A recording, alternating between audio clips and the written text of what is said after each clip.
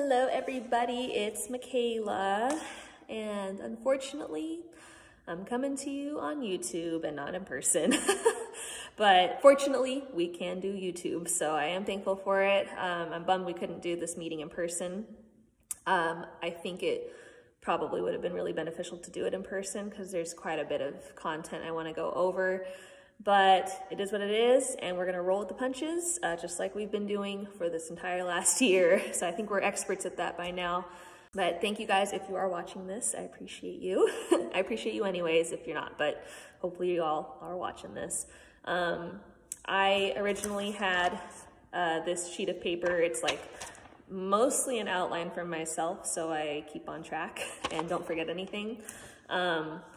But I'll go ahead and send you all an email with that in the email in case you'd like to follow along.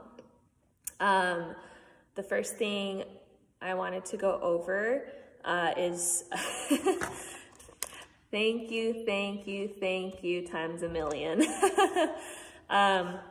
I'm bummed because I really wanted to make you guys some thank you treats.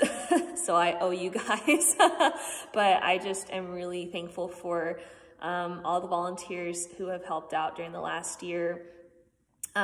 Especially a lot of you guys are parents, and I know that it's a lot to just have one more thing added onto your plate. Even people who aren't parents, you guys are all busy too, and without you guys, we wouldn't have had any children's ministry this last year. So I'm really, really thankful for everyone's help, pitching in and stepping up even when you don't have time. It's been really a blessing to see that, and I feel all fuzzy and warm inside because of it. So thank you guys. It's not just one person who can do all this. It's a team effort. With that being said, please be praying that more people come and volunteer with our children's ministry. There's a lot that I want to do this year, and I think we'll get to a lot of it. I do really believe firmly that this last year with COVID was the most crazy of the years to come with COVID or anything. That being said, we don't know what the Lord has in store, but I'm really hopeful to be moving forward and moving, in a sense, back to where we were with children's ministry. I had, right before COVID hit, literally weeks before COVID hit, I had typed up a bunch of new itineraries, schedules, routines, safety protocols, everything you can think of. I had everything very organized and ready to go to start propelling children's ministry forward. And a lot of that was just tossed out the window because of COVID. And since then, a lot of it has also just changed. So I need to update things again. It's going to be an ongoing thing. This meeting is meant to just go over some things currently and also just some future ideas of where I'd like to bring children's ministry, and I will need your guys' help on that as well. So without further ado, let's get started. So the second thing after the thank yous I wanted to do for this meeting is just 2021 and kind of the overall view I'd like to take on it. It's still so up in the air. Obviously, it changed this week with COVID, with our service and children's ministry. So it's still actively changing a lot. But before I get into some goals that I have in mind for this next year, I just wanted to go over the 3 priorities of what children's ministry is all about, just to refresh anyone's memory.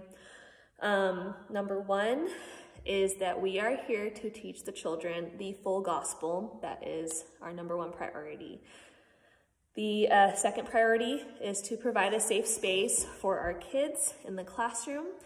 So safe space physically, but also a safe space spiritually.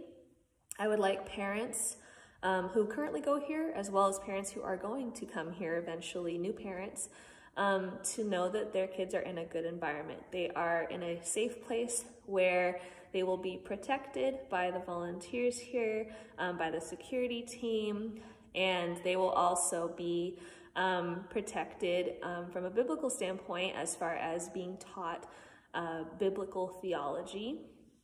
And not just being taught some hoo-ha message that makes you feel good. I want parents to know that their kids are in a safe space. The third priority for children's ministry is also to provide a space for parents to go to service and learn with their peers as well, from Pastor Rob or whoever's preaching from the pulpit. Those are the three main things: preaching the gospel, creating a safe environment for kids, and giving a space for parents to go learn as well while their kids are learning. So those are the three main things. And some goals I have for the year 2021. They're very broad goals. There's lots of bullet points underneath these, in my head at least. But the first thing is to have systems in place, and it's also kind of coupled with the second point, providing routine for our volunteers and for our kids. Obviously, this last year, routine and systems have been tossed out the window for the most part. We've had, some routine for sure, but it's just been changing every week, and it continues to do that, as we have seen again this week. And I want more than ever to go back to the classrooms, to have, worship with the kids again, to have kind of the same basic routine that we have now. We have the lesson, we have snack, we have a game or a craft and playtime, but even more so than that, having more specific routines in place, more specific protocols for things, so that, one, parents, especially new parents, understand how our ministry works, so that when they bring their kids, they know what to do. It's easy to follow, easy to figure out, and something that's duplicable, so that when we have new volunteers, they can easily transition into the role of a helper and maybe eventually into the role of a teacher. So they're not just thrown in and you gotta figure it out, right? I want everything to be pretty streamlined. And not to say that I want it to be militant or anything. I have been known to do that before, to be chefy, as I call it, being a previous hospitality industry worker. But I do want to have systems in place eventually. And Lord willing, that will take place over time. It's not just going to happen overnight. But we'll talk a little bit about specifics with routines that I would like to start implementing. But again, this is something that will morph and change over time. If you have any suggestions on things to improve, I am all ears for it. I always want to do a better job of changing and improving this ministry. And it's not just my ideas that I want to use. I want to have it as a collective group. It's our children's ministry, not mine. It's ours. It's the Lord's primarily. So whatever he wants to do, and hopefully he'll use us to implement that. And then the third goal for this year, this is more specific, meetings like this and meetings like I had 2 weeks ago, which was the Intro to Children's Ministry class for new people who want to join our ministry as a volunteer. I want to have these 2 meetings quarterly, so every 3 months or so, always having updates, always having new ideas, projecting what we're going to do for the next 3 months, if there's an event coming up, just everything you can think of. And then also for the Intro to Children's Ministry class, having that available so that we're always bringing in new people, and that there is a place for them to come to understand how to become a volunteer, which we haven't had, I don't know, who knows how long. So I will be having more of these. The next one is not planned yet, but it is 3 months out. It will be planned. So the third bullet point, I'm walking over to our corner. I'm in the youth room, if you haven't noticed, with the echoing, but this is the corner kind of where our children's ministry stuff has been, and I recently organized it all, so that way when I'm gone, it's easy to find stuff. I will go over that in just a second, but for now, I have some number 3 updates and reminders for class, and I wanted to show you guys a few things. So letter A. This is going to be something for safety precaution, and I think it's something that I've wanted to do for a little while but haven't implemented it yet. So on this wall, hanging right here. Eventually we're gonna go back into the classrooms, but for now in the youth room. Hanging right here are lanyards. The blue ones are the ones we'll be using right now. They say K through 5th Volunteer Calvary Kids on it. Very simple, but I think it's very important that particularly for new students that come in and new families, that they know what that lanyard means. That means that's a volunteer. That means that my kid's supposed to be with that person. So at the beginning of class, or I guess when you get here before class starts, which I would like it if people would come at least 10 minutes before class starts, just come into the youth room. It should be open. If it's not, there's lots of people who have the master key to this room, but it should be open for you guys. Please grab one of these and wear it the entire time you are volunteering with the kids.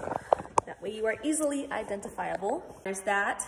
Please start wearing those the next time we have children's ministry. A quick reminder, we would prefer if cell phones were not used in class. Obviously, if there's an emergency and you need to reach out to one of the volunteers, or like one of the ministry leaders or security team members or one of the parents, you can use your cell phone to do that.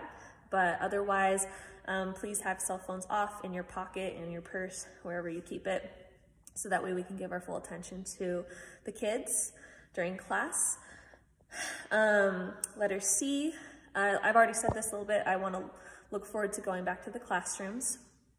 The reason we are not going back to the classrooms right now is, one, we do not have enough volunteers to separate the classes again, because the classes are too big, or they're too small for K through 5th. Like we used to have K through 2nd and 3rd through 5th grade in 2 different classrooms, but we just don't have enough volunteers to split up the classes right now. And secondly, they have been multi-purpose storage rooms for the last year for all of the outdoor service equipment when we had church outside. And Pastor Rob and Pastor Dan and Pastor Joe and Pastor Aaron, I believe, are all informed that we would like to go back into the classroom and have them ready to go for when that time comes. So I know that there's a desire to clean up the classroom and get all that equipment out so we can have our classrooms back. So I'll keep you guys updated on when that goes. But for the time being, we still have K through 5th in the youth room. And my first priority before even splitting those classes is to get nursery and preschool back. That's again contingent on having more volunteers, which we have a lot of people in the process of doing that, which is gonna be great. Letter D, playground times. This one has a few bullet points underneath it. The Living Vine Church is meeting again in their little sanctuary by the playground. So we are not able to have outdoor church right now. That's why we have it inside. And we also can use the playground still, but it needs to be at 11:30 a.m. or later. That's how it used to be beforehand, but it's like a year ago, right? So if you want to use the playground, make sure it's 11:30, and then you're welcome to go outside and we won't disturb their service. There's been a lot of relaxation this last year, which I've learned to embrace the art of relaxing and not being so uptight about things being systems in place. It's been a good lesson for me, actually. But we've had a lot of relaxation with rules or regulations, I guess you could say, with the classroom. More so because we've only had, a few core families who come every week and we all know each other. So it's been more relaxed, but we are starting to grow again. We have been growing quite a bit in our church. And I'm always praying that there will be more families that come with little kids and big kids, so that we can grow our children's ministry. But with that happening and that goal in mind, I want to make sure that we have safety precautions in order so that, like I said earlier, that the parents feel safe with their kids coming to class. A reminder for the playground, the kids need to stay in the bark area where like the swing set and the play gym area is. In the past, we haven't allowed having them, play in the grass area, except for like where the tetherball is. I'm okay if they play in the grass, as long as there's supervision and it's like an organized game. I don't want people, the kids, running off into the distance not to be seen again. It's happened before. Or like, you know, some of the kids, they'll go into the youth room to grab a quick drink of water without asking. And I know that none of these kids mean any harm, and you know, they know the church really well, they know everybody here, but we can't have that happening, especially with new kids, because if they're gone and something happens to that kid, that's on us. And I don't want anyone to get in trouble for that. Particularly, I just don't want the church to get in trouble for, you know, losing a child. That would not be ideal. So just please be aware of that. That's why we have 2 helpers in class right now, because our class is pretty big, especially with all the ages between kindergarten and 5th or 6th grade. But please be implementing that. On the playground, oh, Pastor Dan asked me to talk about this real quick. Please, no children climbing on the fences. I think you guys already knew that, but we've had quite a few kids climbing on the fences, sometimes climbing that big tree in the corner. Obviously, it's great when kids climb stuff. I'm all for it. But at church, we have had people climb things and fall before and break limbs. And we do not want to be responsible for that. So during church hours, they cannot be climbing. And part of this, we just also need to be frequently reminding the kids of these, you know, rules that we have on the playground or whatever rules in classroom. And if there are new children, I'm really bad about this. If there are new kids, we have to explain the rules so that they're informed.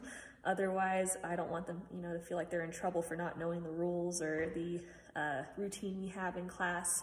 So please be aware if there are new kids to talk with them about how we do our class. The next thing is radios. I've been personally really bad about this. We have not had a radio in this youth room for most of the time this last year. And that is my bad, because that is our way of communication to the security team right now, should something happen to one of our kids, whether they get hurt or if there's an intruder or whatever happens. So in the corner, there's the radio. It's in here, it's plugged in. I just wanted to show real quick, in case you don't know how to use it. And I'm not very good at filming this, but it comes out like that. It has to snap in. You see that red light? If that light is not on, it is not charging. So it has to be in there. There is a spot where it can kind of sit there, but it's not in. So you have to move it back a little bit. Click it in, there's that light. It should be on, I don't know if you can see that, it should be on radio station number 1 at all times. If it's not, that's what it should be on, is number 1. And this dial right here, I can show you guys. You turn it, hear that will beep, that means it's on. Clicks back off. On, off. Very easy to use. When you use it on this side right here, you just push this button in. See that button right there? You can hear it click. You press in, you talk into it, you release, and you listen. And the security team will be ready to listen. If you go to the playground, please take it with you and return it after you're done, in case there's an emergency on the playground. And I believe that would be it for the radio. Oh, one quick more thing on classroom safety. Please lock the door to the youth room. It locks from the inside. That way nobody bad can come in, or good. But we just want to make sure it's a safe place for the kids in case there is someone who's not supposed to be here trying to get in the classroom. I know it's beautiful outside, but we have to keep the blinds closed in the classroom so that way nobody can be peeking in who's not supposed to be peeking in. And if someone knocks at the door, teachers answer it. I know you guys know this, but teachers answer it, not the kids. The kids love to answer it, but they cannot. So there's that as a reminder. And the last thing is memory verses. We're gonna go over that for a minute. So this is something new that I want to implement starting this next week. It's crazy time right now. I mean, I'm not even planning to be here for maybe next week. I don't know what's gonna happen with this baby. So if it doesn't work out how I'd like it to, I'm okay with that. We'll roll with it. But something I tried to start last year, right before COVID started, was doing memory verses again. Something that I think is really important for the kids to learn right now. Every verse, or just about every verse that I know by heart, is because I learned it in Sunday school, or fortunately, I was able to go to a private Christian school. So we had a lot of scripture memorization. Very helpful for when you're sharing the gospel and defending your faith. And it's not the most ideal thing that kids enjoy doing when they're kids, but I know that as an adult, they'll be really appreciative that we had this in class. I really appreciate it myself, looking back now. And I will attach this, if you haven't seen it already, in the email with this link for the YouTube video. There's a flyer I made for the parents about what we are going to start doing, so they're aware of what to do. They're aware that this is happening in class, and it's also going to be for you guys so you understand kind of what my idea is for memorizing the scripture. I will go over this in brief, the important aspects of it, because I would like to start it this next week on April 4th. But if you have any questions or concerns about that, just please email me, let me know. So my idea is to begin next week memorizing the Old Testament and New Testament books of the Bible in order. This is something I did back in kindergarten, and it helped me so much. Really great skill to have, just for finding scripture references. So I would like to take the whole month of April for the kids to memorize this. I don't expect kids to memorize verses right off the bat because it's not part of their current routine with this children's ministry. So I thought a good introductory thing would be to memorize the Old Testament and New Testament books. It's written on this page again, so you can read it. But there's an Old Testament song and a New Testament song that I picked out on YouTube. There's many more versions as well, but I would like us to listen to those songs each week with the kids and rehearse it before class starts. My idea is that the beginning of class, well, we can rehearse it at the end of class, but my idea is that at the beginning of class, when there's an actual memory verse to memorize from the previous week, you'll take time to have the kids show that they've memorized it, either to the whole class, they can say it to the whole class, or they can say it to you individually if they're a little more shy. I'm even open to them sending in a video message of them having memorized the verse. So when there's a new verse or the Old Testament, New Testament songs at the end of class, going over what the new thing that is being memorized is, and taking just a few minutes to go over it with the kids.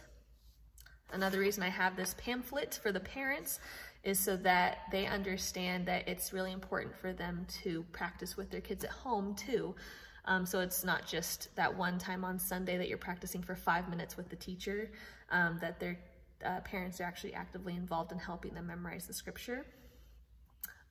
So again, this is a little out of order, so I hope it makes sense, but the first month of April, it's going to be strictly Old Testament, New Testament. And, you know, it's not bad if they don't memorize it in time, but I think it will give them a goal to have for the next month. It says this on the page, but if by May 16th, so that's 6 Sundays from now, if by May 6th, or 7 Sundays, if by May 16th, 10 or more kids memorize the Old and New Testament books of the Bible, then they will, for the entire class, win a class party on the last Sunday of May. That happens to be a 5th Sunday of the month, May 30th. That will give them like a little bit of incentive, like, hey, we have this goal. Let's work as a class together to achieve this. So next week, Chelsea, I believe you're teaching next week. If not, whoever else is teaching next week. If you don't feel comfortable like starting out with this project, just let me know and we'll start it eventually. But I would like to start out doing that next week, letting the kids know that this is what our goal is, and then sending parents home with this flyer so they understand as well. After we memorize the Old and New Testament, then we're gonna go to doing weekly verses. So my idea is that K through 5th, they have a verse every single week that they memorize, and the next week they come with that verse, say it to the class, and then they get a new verse.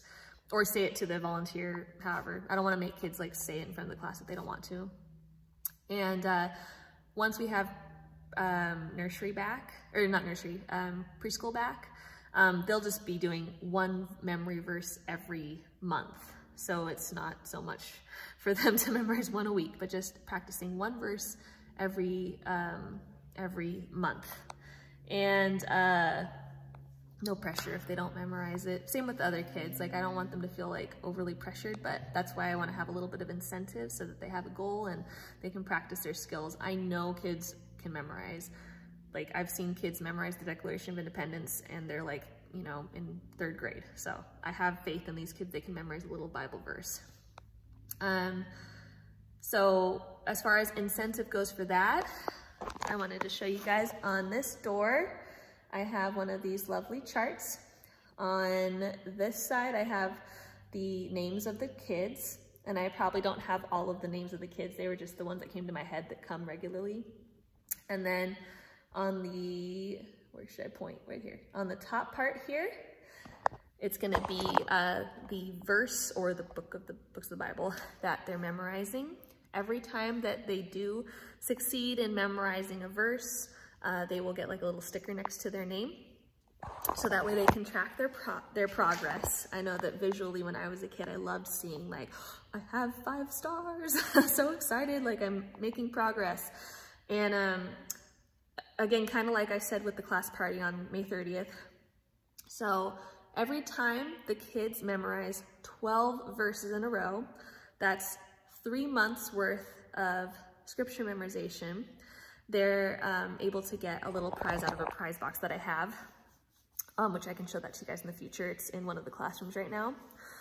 Just as a little like, hey, congratulations, you did a really great job. Here's a little reward for your great work. And then if we get 10 is just the number I have in my head, it could change. But 10 or more kids memorize all 12 back to back perfectly, or, you know, for the most part perfectly. Then they will also win a class party for the kids. And I know some people are not into the whole like incentive with scripture memorization because they should want to do this from their heart. But you know what? We're sinners. We don't want to memorize scripture. Like, it's work that we have to do, and it's hard, and sometimes these scriptures are hard for our hearts to take. But I think that giving kids goals and giving them incentive to do it is really helpful to get into that habit, into that routine. And also having a class party, what a great way to just have a 5th Sunday used as a way to fellowship with their peers and to have a shorter lesson, relax, have some fun. So I think that'll be a good use of the 5th Sundays of the month. But that is the basics of what I'm looking for. So again, at the beginning of class, go over the previous week's Bible verse, and the kids can say it in front of the class. They can say it to you in private during the Sunday school class, or they can send it in a video form, however they're able to get it to you. If they get like one little word or 2 little words like slightly twisted up, you know, you don't have to be like exactly the right word for word. The point is that they're memorizing the scripture and that they understand what they're memorizing. And then at the end of class, go over the next week's Bible verse, memory verse. I do hope that the parents will help with this as well, but that's again explained in this little pamphlet, which I will email to you guys. So I'd like to start that this next week with the Old Testament and New Testament memorizing, but please let me know if you have concerns, questions. There's probably more to this that I'm forgetting, but I also don't want to ramble too much about this. So let me know. I also wanted to make a quick comment on how the curriculum works. I've had a lot of questions over the last year of what our curriculum is. We had a meeting about it last year, right before COVID started, but things have changed. So the original curriculum that we used to do before I was even in children's ministry, well, I was in children's ministry, before I was leading the children's ministry, it was very well planned out, had lots of, it had like a booklet for each lesson of games, of ideas, of questions for the kids. And I had the videos that we used to watch with the kids on Sundays, but I had a problem with it. I honestly don't know if the people who made that curriculum were believers, which is another story for another time. So when Dan was still leading the children's ministry, for those of you who don't know, Pastor Dan used to lead the children's ministry before me, and we took that curriculum out and we started using the Calvary curriculum, which is the Calvary Chapel curriculum that they make. The thing I don't like about this curriculum is that it's not really curriculum.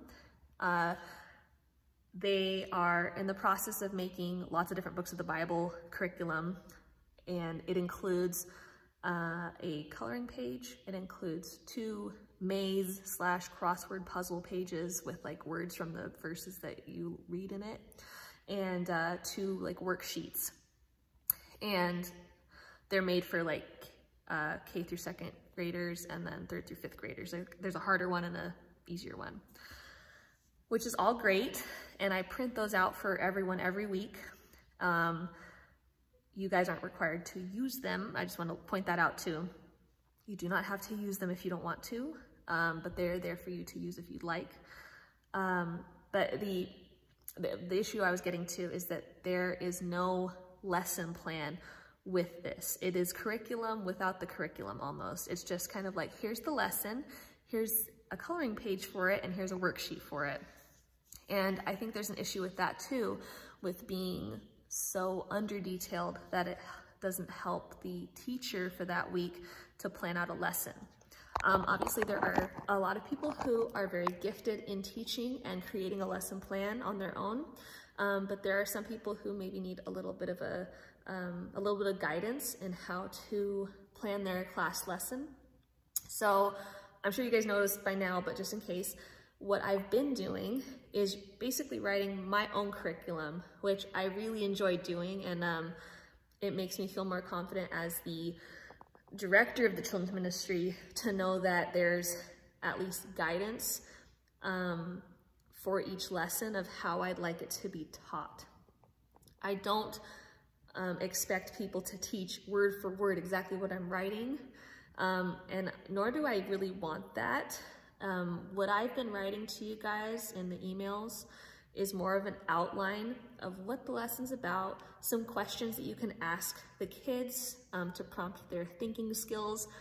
I provide like a craft or a game that goes with the lesson. But if you're a teacher for one of these classes, my expectation is that you take some time out of your week to plan your lesson.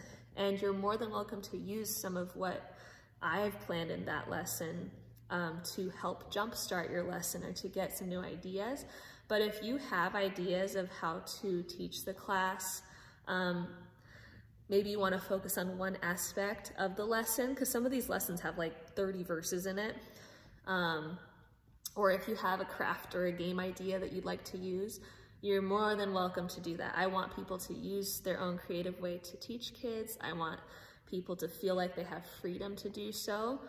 I just think it's important that there's at least some guidelines, especially if people need just a little step in the right direction. And this also helps me to know that there's a gospel-centered message being taught. But yes, if there's any ideas that you guys have, you're more than welcome to use some of my ideas or have your own ideas for sure. If you need materials for your lesson that are not already provided at the church, you can always let me know and I can purchase them for you guys or provide however I can provide them for you. But that's how I think we're gonna keep doing it. I believe that's it for that. Let me know if you have any questions on that though. And the last thing I'm gonna talk about is me being gone for the next month. So when I'm gone, I am planning to be gone from teaching or helping in children's ministry for the whole month of April. And then I will be coming back the 3rd week of May. I changed the schedule for the month of May so that I usually volunteer the 1st and 2nd Sunday of the month. I switched it so I come back the 3rd and 5th Sunday of the month, because there's a 5th Sunday this week, or that month. If for some reason, schedule-wise, does not work out for you how I did it, please let me know. And I'm still actively looking for volunteers for May. I mostly reached out to people who are not currently volunteering but are fingerprinted. But I've had a couple people reach out, which has been awesome. But we're still looking to fill those roles. And then I'm also looking for someone for a helper for April 25th, the last Sunday of the month. So if you feel led to, please volunteer. But my goal is, yeah, to be gone for basically the month of April. I mean, I'll still hopefully be in church for a couple of those Sundays, but when the baby's here, I might take 1 or 2 off. And with that being said, other than the scheduling for May, I have everything planned for the next 2 months completely ready to go so that everyone can continue children's ministry as though I were still here. Not that it's all about me, but I just wanted to make sure everything is ready for you guys to go. So I'm in the corner of the youth room where the children's ministry stuff has been. And I just wanted to show you guys a few things. So you guys saw the radio earlier. There's a first aid kit here and some Band-Aids here. Quick thing, the first aid kits I think are like old and out of date. We're hoping to get new first aid kits, but for now, that's there. We have the lanyards here. We have, I can't film very well with this. We have lots of paper towel, and we have antibacterial wipes, and we have tissue here. These binders here. If you do not use coloring pages or worksheets that I've printed out for your lesson, or if you have extra ones, this top binder, the one that's really thick with all these plastic inserts, just please put them in this binder. That way we can reuse them next time we use the lesson. These other 3 binders here, this has been something I started last year, ongoing process of trying to complete these binders, but they are here with everything you might need in the class. There's the volunteer training guide. There is how the class works, how the routine is. Some of this has changed because COVID changed a lot of stuff, but it's just here to look at, I guess. There's stuff about snacks. There's stuff about protocol for playground rules, basic first aid. There's if someone has a seizure, if someone needs an EpiPen, if there's an earthquake, if there's an intruder with a gun, if there's a bee sting. And also one of the last pages is radio protocol and important phone numbers, fire, police, sheriff, and our lovely Russ Hennings, who heads up our security team. So this is just a binder that eventually there'll be 1 per class once we go back to the classrooms. And for now, I just have all 3 of them in here, should you need to look up anything in there. So behind me, there's a 6-foot table here that I put in, so it's all organized. Craft stuff, lots of stuff you need. There's a pair of adult scissors in here, 1 pair. Please don't lose it. There's also kid scissors. All the glue bottles are refilled and they work. There's Play-Doh for kids who need to have something to play with their hands. There's lots of odds and ends of craft stuff that you're welcome to use. I took the caddies away and with all like the pencils and pens, and I put them all in those little pencil boxes, so one per table if you should need them for coloring or whatever purpose. On top underneath, there's like really big pieces of paper underneath here if you need big piece of paper. I'm not very good at filming this, guys, I'm sorry. On the next one over here, this one. I'm really bad at this. There's every color of paper you could think of, so you can use all those if you want. Oh, also here there are baby wipes and there are gloves if you need to touch anything nasty. Here, snacks, gluten-free, gluten-filled, gluten-free. The kids know for the most part, but in case there's any new kids who have allergies, we do have gluten-free options. These are like fully stocked, and underneath the table, we have snacks for days. So you will not run out of snacks for the next 2 months. Flo, if you guys know Flo, she drops off snacks sometimes. There's some cuties here if you want to use those as well. And there's a stack of Bibles for kids to read the scriptures out loud, which they can do. Some of them say they can't read, they can. Most importantly here are these bags. Each bag represents a day in the next 2 months. So they will be labeled with the day, they will be labeled with the lesson and the activity that is provided for it. Again, the date, the title of the lesson, and the activity provided for it. So whatever day you are teaching, your bag is your bag to keep. In each bag, I'll give you an example of April 4th. There is, here on this side, there is the lesson plan that I emailed out to everybody already, lesson plans and stuff, but I have it printed out. It explains the activity at the bottom that's provided, either a game or a craft. And then there's also the coloring pages / activity pages to go with it. And this is for Easter next week. I don't know if this is gonna happen with this whole COVID stuff, but for Easter there's cookie decorating. So I have like knives to spread frosting out. There's piping bags if they need it. There's even sprinkles. So in each bag, whatever you need is in there, ready to go, printed out. And there's bags that have like hot glue guns in them, or which are for adults only, by the way. And there's examples of some of the crafts that I came up with.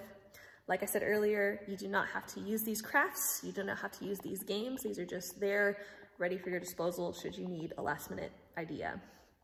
So take your bag. If you want to take your bag earlier than the day that you're using it, you're welcome to take it home and look at it. But those are all for you guys, all labeled nice and pretty. And then underneath the table, there's also like an outdoor bin.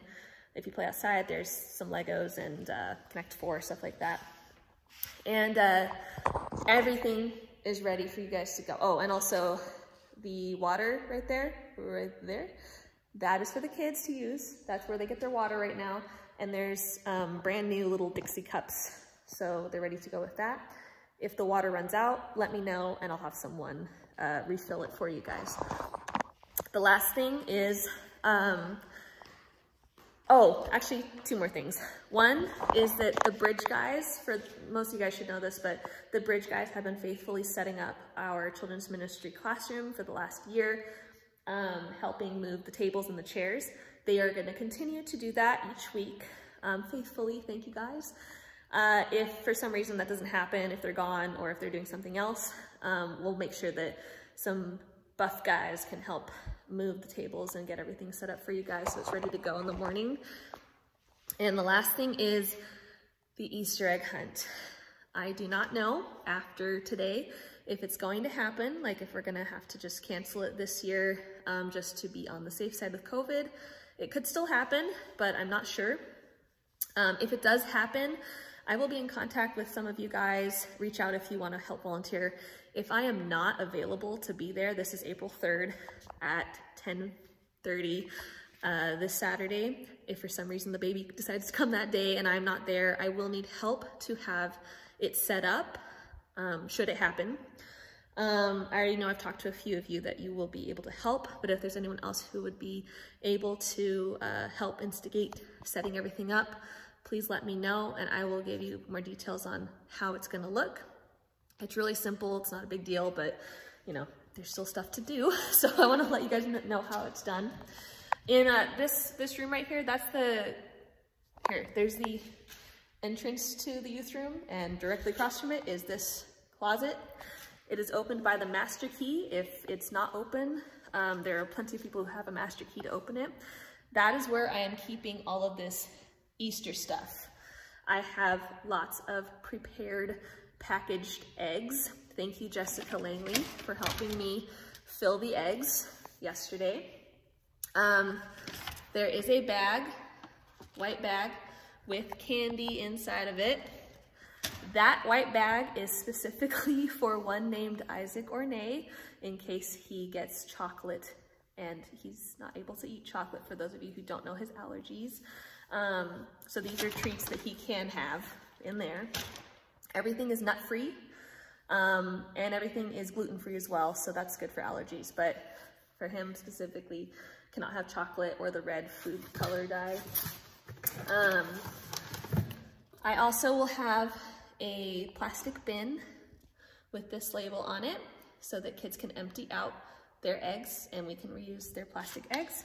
And I also have coloring pages behind it for Easter.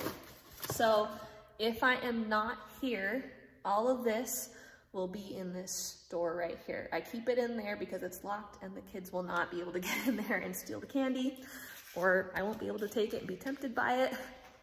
So anyways, that's a lot of information. I hope it all makes sense, but everything should be ready for everyone to be good to go for the next 2 months. I am planning to be back May 23rd, I think is the 3rd Sunday of the month.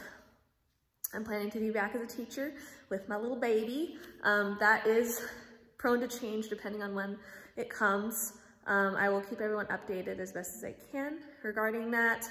Thank you guys for your prayers, and thank you again for all your help with not only just this last year, but also helping me take some time off to be with my new little family member soon. Very excited about it. If you have any questions, concerns, comments, ideas, anything at all, please let me know, and I will discuss those things with you in the future. And you know what? If children's ministry does not happen one day for one reason or another, it is not the end of the world. The world will keep spinning. The kids will be fine. I was talking to someone recently about how children's ministry is a relatively new thing. I grew up in a church where we didn't have children's ministry. We would just go to church with our parents, and that was it. So I know that we do want to have this ministry, obviously, but if something happens and it doesn't work out one week, we'll survive. So thank you guys, and hope you guys learned something new. So I'll see you guys hopefully tomorrow. Bye.